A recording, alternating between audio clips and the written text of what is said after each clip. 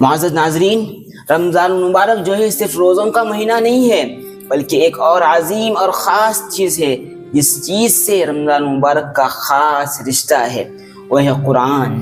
اللہ تبارک و تعالیٰ قرآن میں ارشاد فرماتے ہیں، اعوذ باللہ من الشیطان الرجیم، بسم اللہ الرحمن الرحیم، شہر رمضان الذی انزل فیہ القرآن ہدی للناس وبینات من الہدی وانزل الفرقان۔ رمضان وہ مہینہ ہے جس میں قرآن پاک کو اتارا گیا جو سارے انسانوں کے لیے ہدایت ہے، اور ہدایت کی روشن دلیلیں اور حق اور باطل کے درمیان فرق کرنے والا ہے۔ معزز ناظرین، ذرا سوچیں، جس مہینے میں قرآن پاک نازل کیا گیا، کیا اس مہینے میں ہمارا قرآن سے وہ رشتہ رہتا ہے جس طرح سے وہ رشتے کا حقدار ہے؟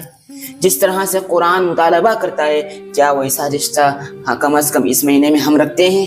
رکھنا تو پورے سال چاہیے، مگر اس مہینے کی بات میں کر رہا ہوں۔ ہم رمضان المبارک میں روزے تو رکھتے ہیں، مگر قرآن کو صرف تلاوت کی حد تک محدود رکھتے ہیں، یا الماریوں میں بند کر کے اس کو رکھا جاتا ہے، صرف ثواب کی نیت سے پڑھا جاتا ہے، ہدایت کی نیت سے نہیں پڑھا جاتا، سمجھنے کی کوشش نہیں کی جاتی۔ یقیناً صرف تلاوت بھی بہت بڑے اجر کا کام ہے، مگر قرآن ہم سے کیا مطالبہ کرتا ہے؟ قرآن ہمیں صرف پڑھنے کے لیے نہیں آیا ہے، ہمیں زندگی گزارنے کا طریقہ سکھلانے کے لیے آیا ہے۔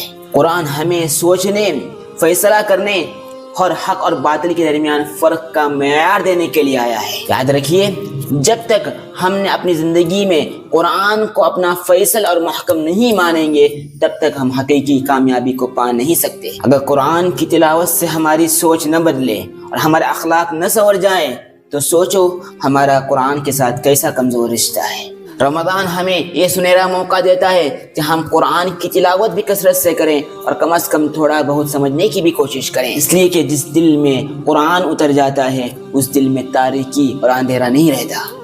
آئیے اس آنے والے رمضان میں ہم اپنا قرآن سے اتنا مضبوط رشتہ کریں کہ ہم ساری رہنمائی قرآن و سنت سے لیں۔